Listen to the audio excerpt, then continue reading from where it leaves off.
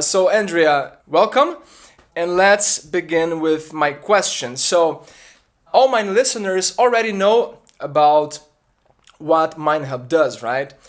Everybody is pretty well informed about the company, but we would like to know about what stage is MineHub currently in? What's going on with the company right now? Can you give us some color about that?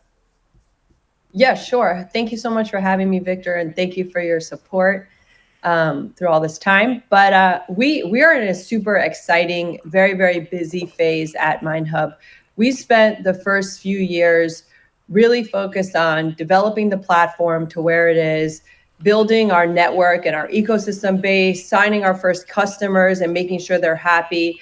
And now we're really transitioning to this growth phase where we have the foundation, we have a very mature product. That being said, we continue to invest in product development. So we are launching new features, always trying to increase the value that we give to our customers. A lot of that is based on customer feedback from our existing customers or from our sales conversations. They'll say, well, it'd be really great if you had a consolidated map or if you had this type of reporting. And so we take all of that feedback. We have a very strong technical team. So we're very busy at MineHub and continuing to improve the platform, even though it's already quite mature, but with new enhancements that add value to our customers and to the market. So that's a big focus area. The second really big focus area is first and foremost our customers. We have a solid customer base that relies on the platform, business critical technology. If we're down even for an hour, they can't receive trucks at the plant. So we're very focused on keeping our customers happy. And then we are very busy with sales. So traditionally, we focused on copper and aluminum markets. If I've told you this before, and I'm sure you shared with your listeners, but there's a natural network effect in the way that we implement the platform.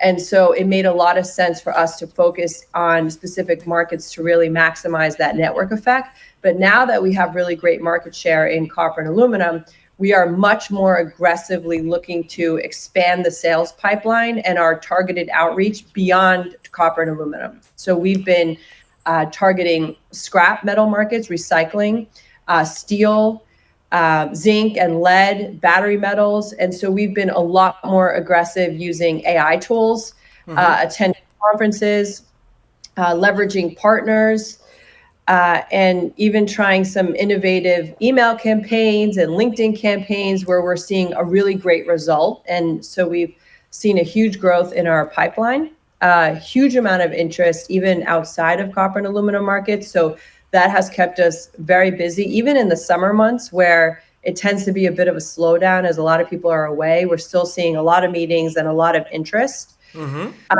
And the other really big thing that's keeping us busy is actually partnership and M&A opportunities.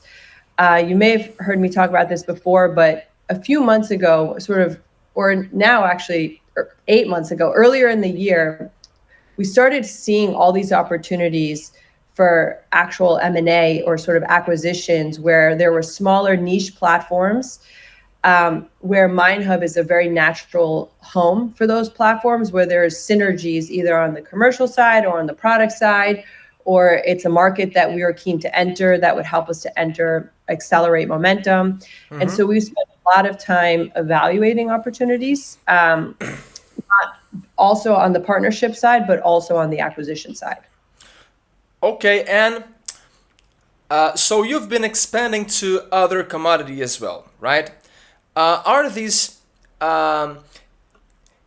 your scrap clients, I don't know if that's correct to say, but your clients that work with scrap metal, right? Are they already, do you have some paying client on that front? Not yet. So the first step has been pipeline development. So we've just been refining our messaging, testing that the platform works in those new markets. So we've been having a lot of different conversations. And now we are moving those prospects through the sales pipeline. So we start with an initial meeting. We introduce the platform, then we do a demo, we do subsequent demos, then we present to their tech teams, we present to their legal team and their operation. So we're still going through that process in the new markets because it's something that we recently launched a few months ago. MineHub sales cycle is pretty long. We could say that, right? Yep. Yeah, which is very standard in SaaS enterprise sales, especially given the large size of the companies that we're targeting. They're fairly large budget items to sign the platform, and it's really transforming the way that they do business. And so it would be understandable for it to be, sort of longer sales cycles, similar to what you see with many other large-scale SaaS enterprise companies. The good thing is that after all, they are hiring their operating system, right? So you have to test a lot this kind of thing. A lot, and we have to get buy-in from many key stakeholders, everybody from the CFO to the COO to the operations team to the legal team to audit and compliance. And so, yes, it does take time to convert these companies, and change management is not something that happens overnight, especially with such an old school industry that has been working, sort of operating the same way for hundreds of years. Many times the demographics, the type of people that we're selling to, have been in the industry for their entire career and done things the same way for their career. So even if they see the benefit, it takes time to really get the deals over the line. And that's just the reality of the situation. The good news is that once we do sign, we're signing very large companies with a huge amount of upsell opportunity, with a big ecosystem impact. And every single one of our accounts has been very, very sticky. So we've renewed all of our customers. So it takes some time and work to get them, but once we get them, they're here to stay. And every additional sort of domino that falls just allows us to expand and drive market adoption more effectively. But this is a bit of a medium to long-term play, right? I think to expect, the entire market to adopt a new way of doing things overnight is not realistic. But we're still seeing a lot of progress, a huge amount of momentum, incredible feedback from our customers. I mentioned 100% renewal, and a lot of interest from new opportunities as well, from prospects. So we're super excited. Just a curiosity, how much time did it take to sign a client like Codelco or Southwire? So it's good to bring up. So they're very different examples. The thing about the sales cycle too is that there's different ways that we sell. So Codelco put out what's called an RFP. So they had a specific idea that they wanted a commercial hub platform that they already had buy-in internally. And so they basically sent out to the market, to any technology provider, please submit your proposal for why we should partner with you. Oh, okay. And so we submitted the proposal, and we went through the process, and we won the bid through that process. So that process took probably 6 to 9 months and that was when they already had all the requirements defined. Mm-hmm. But now we are a critical partner for Codelco. We're engaging now more and more with their logistics team as an internal tool to help them negotiate with shipping carriers. We're talking to Codelco about adding concentrates onto the platform. And so those 6 to 9 months created a super strong relationship now that has, longevity for the future. Southwire, they did not have an RFP process. They were our first paying customer, and they took a real leap of faith with us because at that time the platform was a lot less mature. But they had a very strong conviction about the need to digitize and that they couldn't continue to operate in the way that they did before. And so that sales cycle was probably a year until they got comfortable. We have other customers, which it's always frustrating that we have to be very careful that we can't reveal all of our customers' names unless they approve it. But we have another very large aluminum manufacturing customer, and they were a free counterparty to another customer that we have, to a mining company, and they were buying aluminum from that mining company, so they had a free account on the platform, and that sales cycle was 5 months, including legal and everything. So there's a huge variety, sort of a big range, depending on where that company is and kind of what the process is, which is why you have to be a little bit patient, and we look for other metrics for traction, volume, the number of companies in the pipeline, the number of meetings we're getting, the number of net new deals or new opportunities that we created in our CTRM system, in our HubSpot we use to track all our opportunities. So we have a lot of sales metrics that we use to track progress. And all of them are trending up, and we're above all of our KPIs in every metric. But it can easily take like 1 year, right? It could take a year. It could definitely take a year. That is true. And that is a certain reality of digitizing an old school market, that it takes time. Change management is something we battle every day, but once we get them, they're here to stay. And with each deal that we get, we're better positioned for the next conversation that we have to really drive wide scale adoption. Okay, I think that's crucial for shareholders to understand, because a lot of them are like, man, this company is not growing. And what I think is, man, it takes a lot of time to sign these clients, right? To get them on your platform. So MineHub shareholders, in my view, have to be patient, right? And how many paying clients do you have at the moment, if you can? Sure. I can't reveal all that. the names, unfortunately. I would love to, but we have 10 active customers, which may not seem like that many, but they're all massive billion-dollar companies, very important market leaders in aluminum and in copper. And with them have brought, very strong ecosystems. So we have 200, we've talked about this before, but we have 200 companies connected to the platform. And that may not seem like that big of a deal, but I can tell you, to get a trader like Glencore or Trafigura or any of these companies comfortable with automating data with our platform, with our data security framework, with our audit and compliance framework, was not an easy feat. Their data they view as their IP, or their intellectual property. So for them to even agree to share data with an external platform is pretty unprecedented. They don't do that. So it was a huge accomplishment to get all of the key, the largest traders and all the largest mining companies actually actively sharing data with the platform. And we're really proud of that. And we view that as the long-term advantage of MineHub, is that we will have the key market participants connected in one integrated ecosystem using the same network or platform. And so early on, we really invested in building that ecosystem rather than signing paying customers, because we knew that ecosystem was going to be the necessary foundation in order to really convert paying customers. And like I told you in that example before, where we had an aluminum customer that was buying from the aluminum miner, once they're a free customer on the platform and they're familiar with our team and they get to know the platform, that sales cycle it is shorter, because they're already familiar with the platform. And so a key part of our strategy has been connecting the companies and then converting them. But that conversion takes time too, right? Because you go through legal. A lot of times we get audits on our data security. Sometimes they hire external consultants to try to hack the system.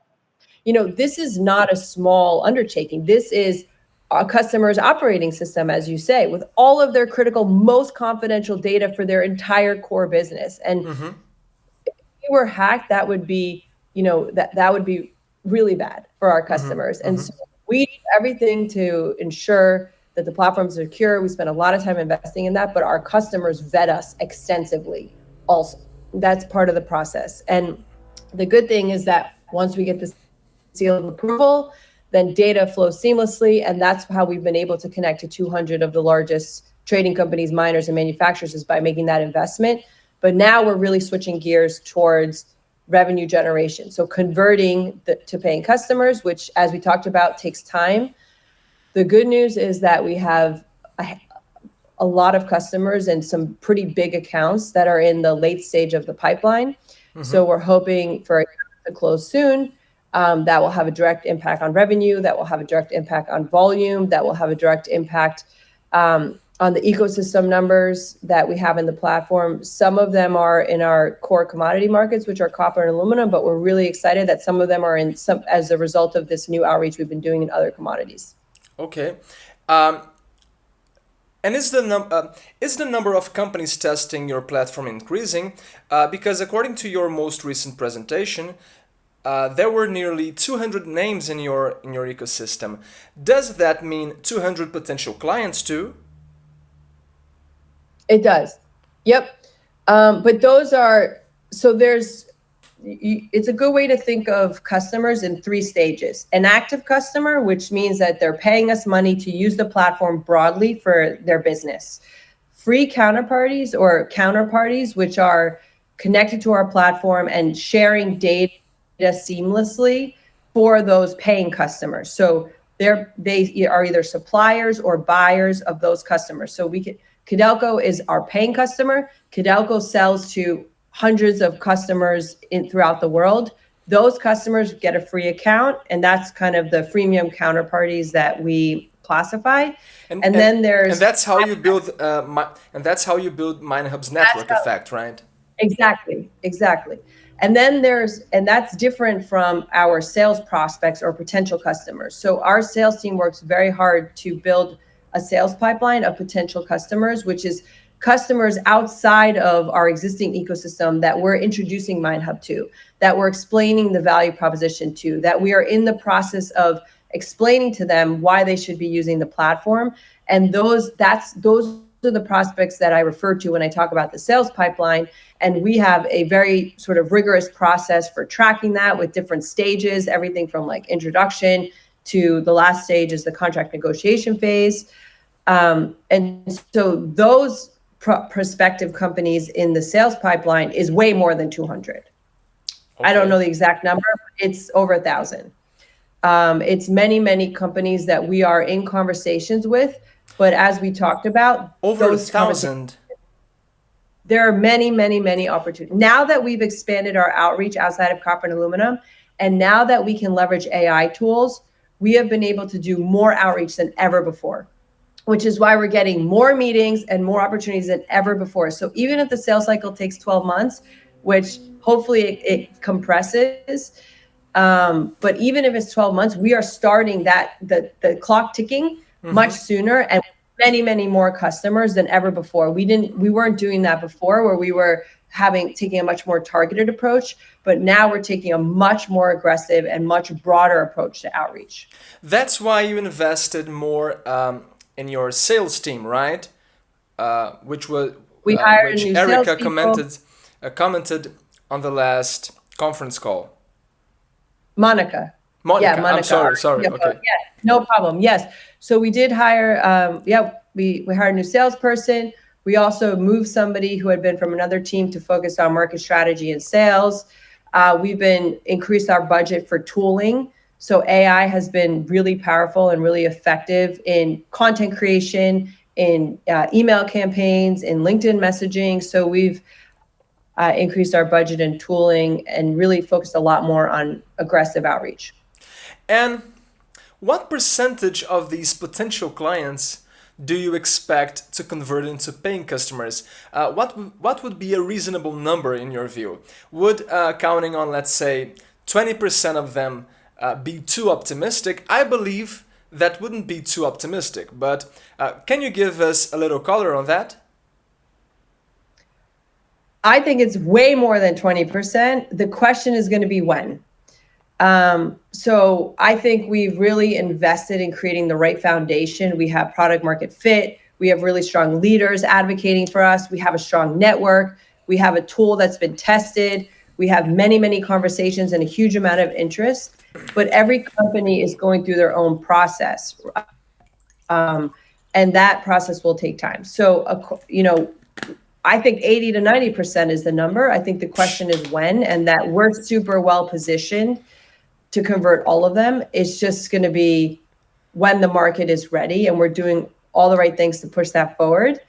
But there's no reason that every single one of those customers is on the list because they look like one of our existing customers and we know that they could get value. They've expressed goals around improving operational efficiency, mitigating risk, improving visibility, getting better reporting. Like they've all said they're all a fit. They all have a need for our tool. So it's just a question of when they go through their process to convert. And we've never been as aggressive as we are being right now from a sales outreach perspective. We really wanted to, we had gone through an acquisition. MineHub purchased Waybridge. We had to integrate the platforms. We integrated the teams, and we had to focus to make sure that our customers did not have any disruption during that time. So post-acquisition, I would say the first year after that was really focused on integrating the platform and the teams, ensuring our customers are happy, doing outreach in the market where we're comfortable and where we can. And then in the last year or so, 6 to 12 months, we've invested in sales. We've been a lot more aggressive. Our strategy is secure. The platform is mature. And so now we're really aggressively going to market like we never have before. Okay, very interesting. Wow. And on the last conference call, you commented that your sales cycle was taking longer than expected. In your view, why are companies taking more time than anticipated to close deals with you, to become your clients? I don't know if it's necessarily, I think it took us time to accept that the sales cycle is long for large enterprise technology and to really recognize change management in an old school industry is a little bit painful. But it's also very, very, very, very powerful and transformational, and nothing that's truly transformational happens overnight, really. So that I think is probably the first step. The second thing is that there's been a lot of movement in the market, huge change in prices, in the supply chain dynamics. The tariffs has been a huge and very disruptive issue that our customers have been very focused on, creating a lot of work for the teams, especially the legal teams. Did the tariffs helped you? What was the impact of the tariffs? In the short term, the impact of the tariffs was that the teams were so busy focused on that they couldn't really look at our contracts. So in the short term, honestly speaking, it was probably a little bit negative. Now that the dust has settled, it's very, very positive because it really highlights our value proposition. So we are seeing companies like, if we had your platform implemented during this craziness, my life would have been so much easier. So it's a major silver lining, and we've kind of gone through the hardest part because now, the tariff news has come out and copper cathode is excluded, as long with a variety of products. So there's a lot more certainty in the market. Teams are starting to come back from summer vacation, and so we're seeing a lot more responsiveness than we were before. So yeah, I think it was a little bit of a distraction in the short term, but now a huge benefit because it's really I've had a series of conversations where people have said to me literally, if we had your platform implemented, my life would have been so much easier. Mm-hmm. Do you have many potential clients in the late stage of your sales pipeline? I don't know if you're going to be able to comment on this, but with the ones that are in the late stage, would you already be able to reach break even? We do have a number of big deals in the late stage, which I consider to be either in the late proposal phase or in the contract negotiation phase. So in the very late stage. Mm-hmm. And if those accounts close, then we would be very close to break even. But we've made a bit of a shift in the last few months because we've seen so many interesting M&A opportunities. We don't want to miss out on the opportunity to not take advantage of them, because even if it extends break even slightly, we're taking a much more of a longer term view where we think that acquiring these companies now at more favorable valuations will better position us for much more explosive and scalable growth in the future. Mm-hmm. So we might see a slight delay on break even, where of course we're focused on managing expenses, we're focused on growing revenue, but we really want to take a medium to longer term view to make sure we're set up to really transform the industry. And so that will be by taking advantage of these opportunities, which may extend the break even slightly. Okay. And can you give us an update on your partnership with Abaxx? How is it progressing? Great. So Abaxx is also very much of a long-term opportunity. We collaborate with Abaxx in a couple of different ways.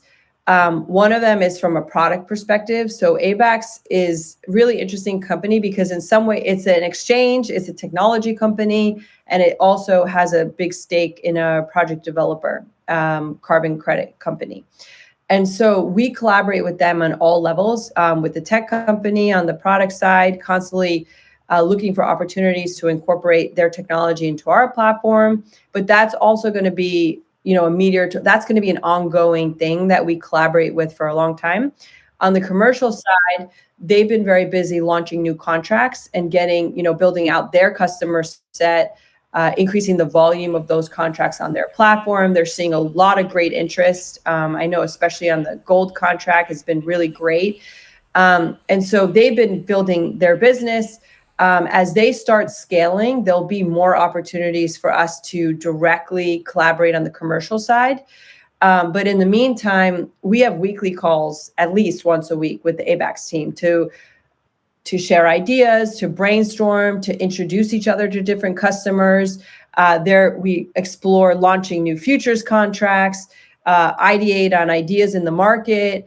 And so in a lot of ways, we collaborate almost like a family, where we're constantly talking, sharing ideas, looking for ways to help each other. I think in both cases, just like what we were talking about, Abaxx creating new contracts and changing the market, the way that the market hedges, is going to also take some time. And they're also going to face the change management issues that we do. And so in the meantime, until they really scale, there's a lot of things that we can do to help each other. And that's really what we've been focused on. But we're very close to the Abaxx team. Okay. And from what I understand, your partnership with Surecomp is probably your most important one, right? Could you talk a bit about it and what it means for MineHub? What kind of opportunities does this partnership open up for you? Yeah. So I don't know if it's more important than Abaxx, but it is definitely one of our most important opportunities, especially because we've made a lot of progress with Surecomp in the last few quarters. The first is that we spent a lot of time defining a joint value proposition or an integrated solution between their platform and our platform. So how can the MineHub platform and the Surecomp platform working together transform the way that commodities trade finance operates? How can we mitigate risks for banks? How can we improve visibility into collateral? How can we improve the way that data is shared?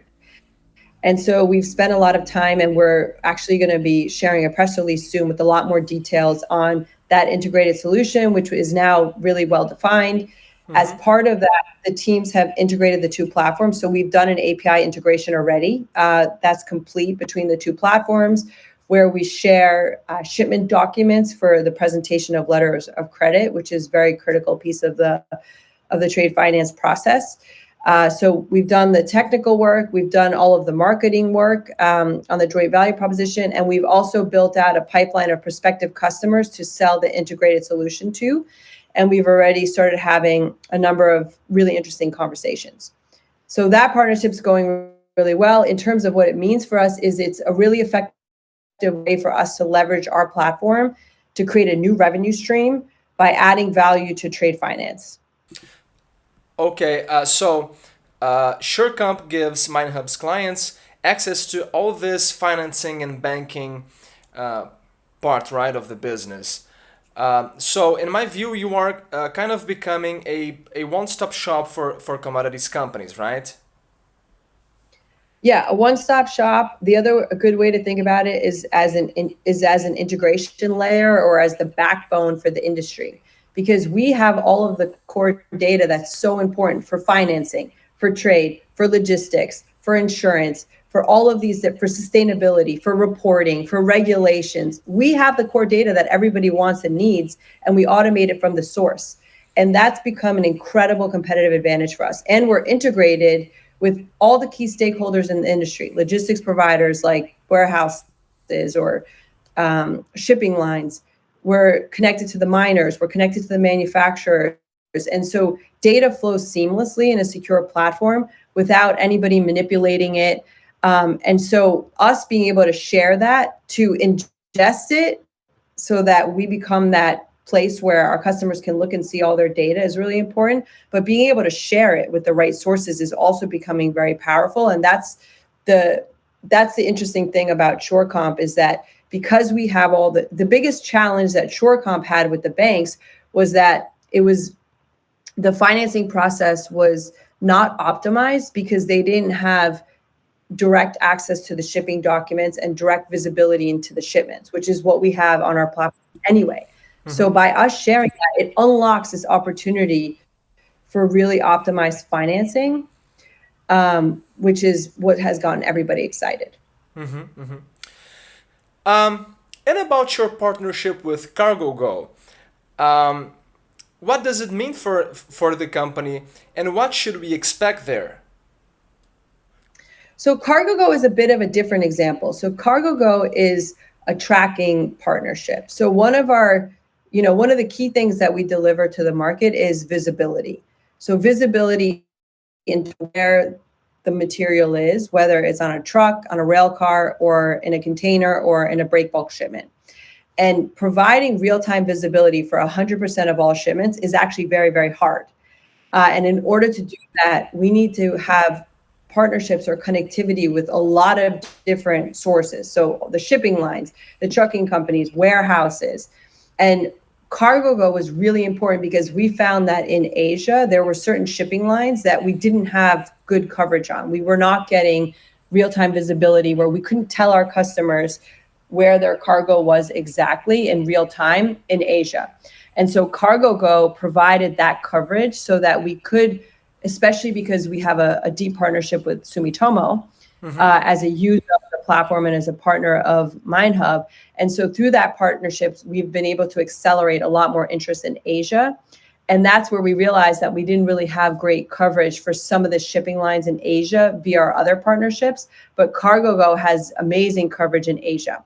So CargoGo was the critical missing piece for us to have 100% global coverage for all shipping lines, even in Asia. And I expect more partnerships like CargoGo. We are constantly looking for the best sources of data as it relates to tracking. And there's a lot of really interesting evolution, like IoT trackers. There's a lot of different things that people are trying because it's a big problem in the industry, is getting real-time tracking to really see exactly where the material is at any moment in time. So I expect to grow that network of partners so that we can deliver on that promise to have 100% visibility constantly. Okay, great. I'm getting really excited with this interview because there's so much potential in MineHub. And how much operational leverage do you have? I mean, if your revenue grew a lot now, like if it reached 20 million, would you need to increase a lot of your operating expenses? How should I think about that? Sure. We've invested over the last few years. One of the things that we did with the MineHub and the Weighbridge acquisition is that we invested in tools to make our team very efficient and very scalable, so that one customer success rep could handle many more accounts than they could before. Tools that help with setting up data automation or customer support or items like that. And so we have pretty strong operational leverage. There are some costs that are associated with adding new revenue, right? So like data hosting and tracking fees, like those are volumetric fees. But we are expecting to see margins settle more around the 60 to 80% range. That's more normal for SaaS companies. And so we expect to have Are you a talking lot of about strong gross margin? Yes. Okay. So that could be a possibility. Yep, that's definitely what we're projecting. Right now, the team is very lean. So we've really been managing expenses. We're running with a very lean team. But there is still some room to grow within that team. I think if we see a huge increase in revenue, we'll obviously need to add a couple roles, but not even close to the level of the revenue growth, which is what will allow the gross margin expansion. Okay. And can you talk about your recent press release especially about the actually your recent press releases, right? Especially about the capital raise through the private placement and the warrant incentive program. I mean, what's going on? What were you able to achieve? Yeah, sure. So MineHub has traditionally financed itself through a series of private placements. And then last summer, we got support from Abaxx via the share exchange. And we were also, able to manage our expenses and our revenue. And so we actually went the longest time in the history of MineHub without doing any financing or any private placement. We had a long-term investor that had wanted to participate in earlier rounds but could not for a variety of reasons. So we opened up a private placement for that investor who's been supporting us for many years to participate. And we opened it up, just to do a very small round to get, involvement from long-term investors that have been supporting us. And then we had an increase in our share price. And so we had some warrants that were in the money. And, it's pretty common. Companies do warrant incentive programs, which really helps to reward investors that have been with us for quite some time and continue to see the long-term value in MineHub. And so we had about $1 million come in through the warrant incentive program, in addition to the $500,000 private placement that we did. And so that just gives us some nice breathing room ahead of these, second half of this year. A lot of exciting stuff that we see ahead of us. Okay, great. And what gives you the conviction that MineHub will come out successful in the end, despite recent challenges?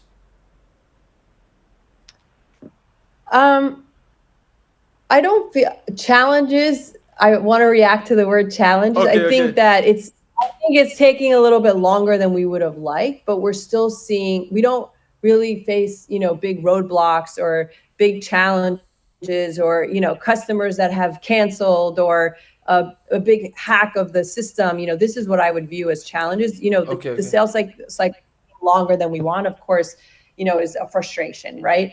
But we're super confident in MineHub's future. We see that just with the tremendous amount of feedback and support that we have from our existing customer base, the huge amount of interest that we're seeing in new meetings and new interest from new customers now that we've more aggressively expanded our sales outreach. We're seeing so much interest, more than ever before, that we're super excited. Now that we had all this drama with the tariffs and supply chain disruptions, regulatory changes, all of these macro trends are really making companies realize that they need a platform like MineHub. There is no other platform like ours, right? So it's not like we're competing against another platform. We have a really strong competitive advantage because of our ecosystem, our customers, because we built this platform first. So we have a first mover advantage. And everything that's happened, all this mess happening around us only just helps to increase this need for tools like MineHub. And we're the best and only option in the market. And now more and more companies are starting to see that. So we're super excited about that.